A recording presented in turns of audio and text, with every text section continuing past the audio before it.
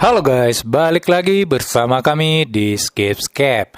Di video kali ini, kita akan membahas film yang merupakan salah satu garapan Marvel yang dirilis pada tahun 2022, yang berjudul Morbius. Sebelum kita memulai ke alur ceritanya, kami sampaikan terlebih dahulu bahwa film ini mengandung spoiler. Maka akan lebih baik jika teman-teman juga menonton film aslinya. Tanpa berlama-lama, marilah kita simak alur ceritanya.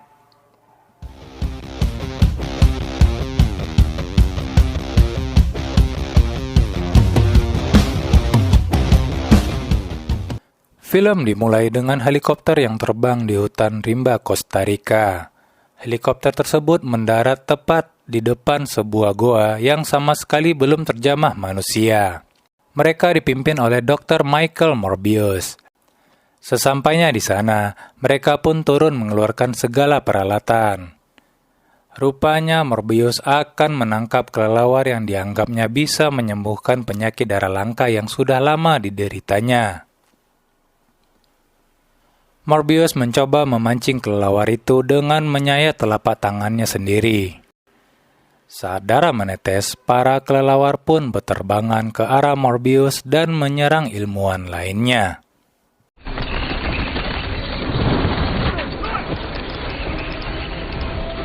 Kembali ke masa lalunya ke 25 tahun yang lalu. Di sebuah rumah sakit di kota terpencil di Yunani, Morbius merupakan seorang anak yang cacat yang mengalami penyakit darah langka. Suatu hari, ia diperkenalkan dengan seorang anak yang merupakan pasien baru di sana, di mana dia juga menderita penyakit serupa.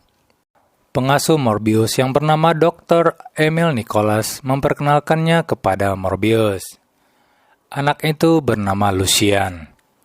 Dan tidak butuh waktu lama, mereka menjadi akrab sedangkan Morbius memanggilnya dengan sebutan Milo. Suatu hari, Milo mengalami pingsan akibat kerusakan alat cuci darahnya. Beruntung Morbius ternyata seorang jenius, dia bisa memperbaiki alat tersebut hanya dengan menggunakan per yang terdapat pada pulpen.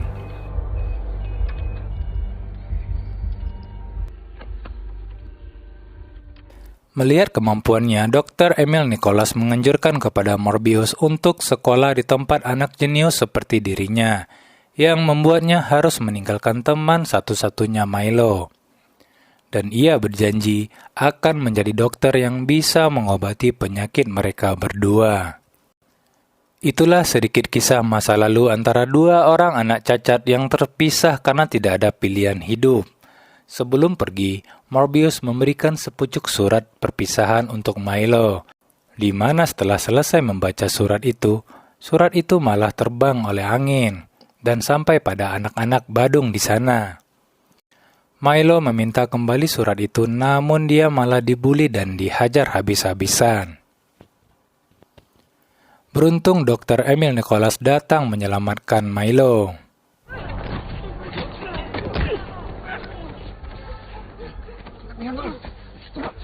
Singkat cerita, akhirnya Morbius sudah berhasil meraih prestasi dan mendapatkan gelar Nobel atas prestasinya di usia muda dalam karirnya sebagai dokter. Dia lebih fokus meneliti tentang darah yang dapat membantu beberapa penyakit langka saat itu.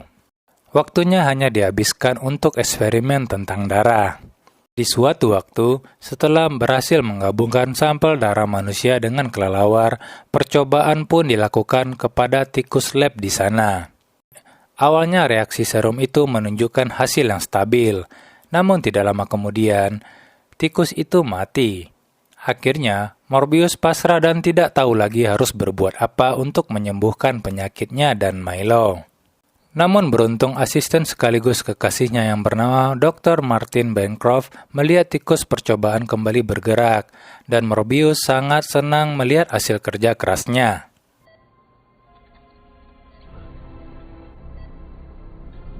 Morbius pun mencoba memakai serum itu untuk dirinya sendiri di sebuah kapal di pelabuhan internasional yang dikawal oleh tentara bayaran.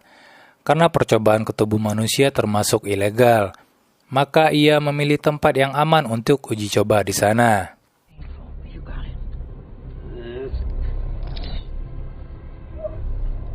Namun yang terjadi bukannya sembuh, malah Morbius berubah menjadi sosok yang menyeramkan yang menghisap darah semua yang ada di sana, kecuali Dr. Martin Bancroft.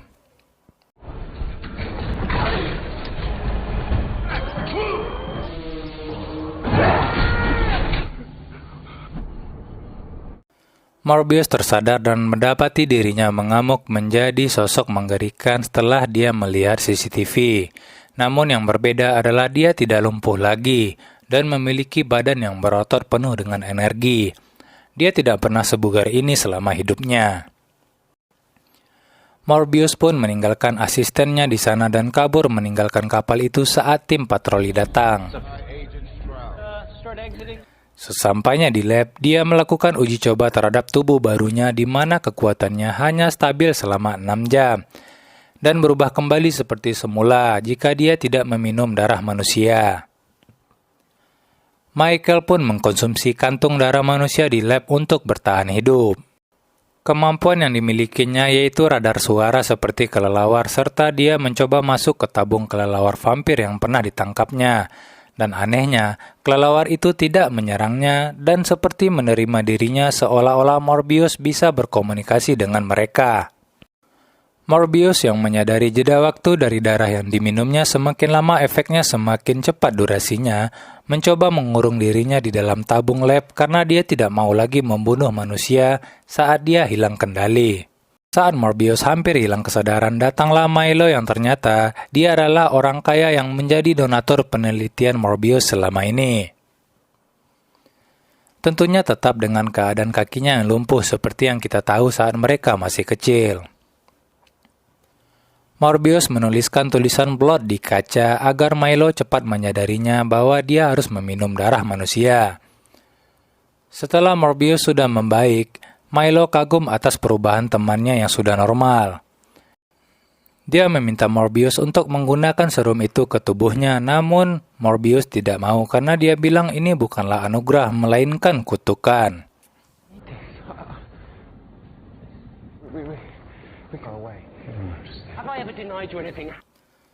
Walaupun Milo bersikeras, Morbius tetap mengusirnya dari lab agar Milo tidak menjadi monster seperti dirinya.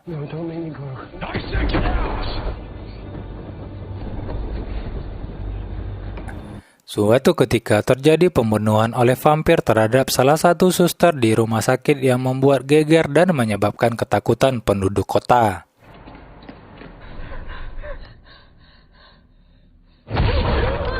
Morbius pun dengan menggunakan hoodie-nya mencoba melihat keadaan asistennya yang masih koma di rumah sakit.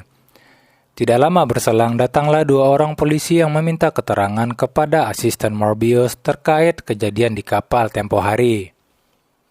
Namun dia tetap bungkam dan tidak mau bicara untuk melindungi Morbius. Merasa tidak aman lagi untuk bekerja di lab, Morbius akhirnya membuat lab sendiri di tempat kumuh di kota itu dengan mengambil alih lokasi dari para pemuda yang membuat uang palsu. Dengan mengancam mereka dengan berpura-pura mengakui dirinya sebagai Venom.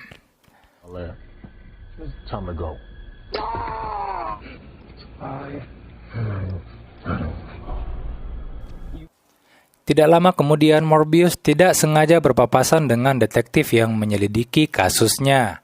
Awalnya dia tidak mengaku karena tidak tahu kejadian itu, namun mereka tetap curiga karena menganggap Dr. Morbius kelihatan sangat sehat untuk seorang yang cacat, yang membuat Morbius tidak dapat menyembunyikan identitasnya lagi dan kabur melarikan diri. Namun naas dia tetap tertangkap.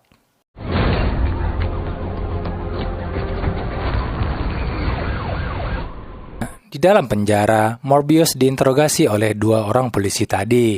Salah satunya membawa air suci karena dia percaya air suci dapat menghindarinya dari serangan vampir.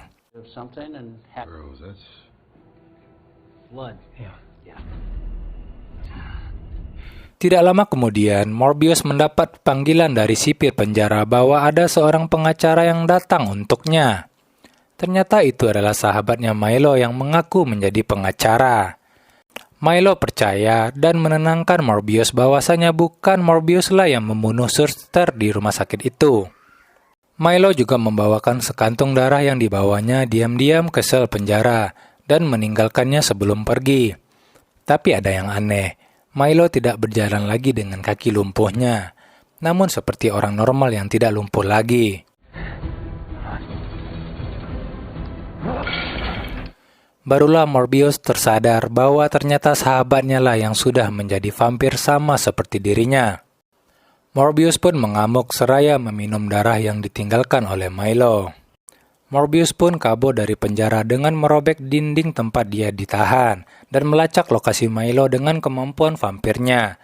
Dan mereka pun bertarung satu sama lain di pusat kota.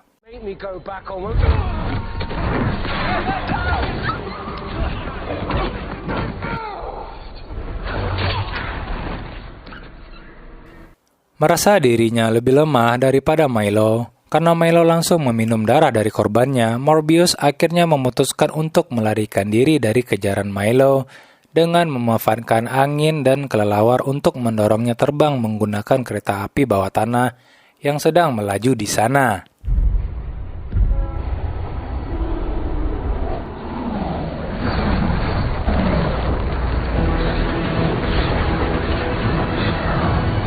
Milo pun tetap memburu Morbius dengan memata-matai asistennya Morbius dan berencana menculiknya. Oh, it's Michael. You wouldn't happen to know it. Okay, are the few against. Suatu hari, Morbius membuat serum untuk menjinakkan serum vampir sebelumnya bersama asistennya. Dia berencana menggunakannya untuk membuat Milo normal kembali dan berencana menggunakan untuk dirinya sendiri setelah itu. Walaupun efek serum itu adalah kematian. Di rumahnya, Milo dikunjungi oleh Dr. Emil Nicholas yang merawat mereka sewaktu kecil dan menyuruhnya bertobat dari pembunuhan manusia dengan membawakan stok darah manusia yang sudah beku. Namun Milo yang sudah dikuasai nafsu akan kekuatannya malah menghabisi dokter itu.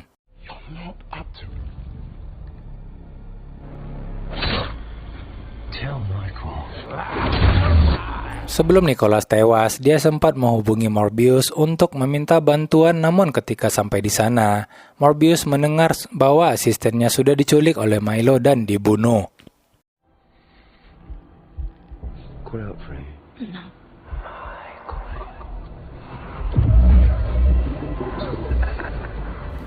Sebelum tewas, asistennya sempat menggigit lidah Milo dan meminum setetes darah Milo sebelum menghisap seluruh darah di tubuhnya hingga tewas. Pertarungan pun tidak dapat dihindari antara dua sahabat itu. Milo yang overpower membuat Morbius kewalahan menghadapinya.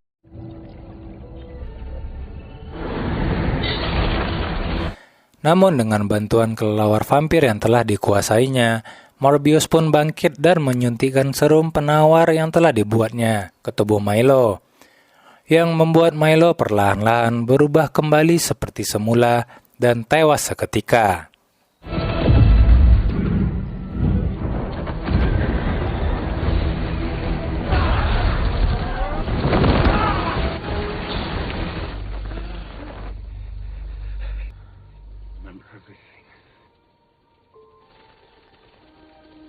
Di akhir film, ditunjukkan bahwa jasad asisten Morbius yang telah mati tiba-tiba hidup kembali dengan mata merah menyala dan film pun bersambung.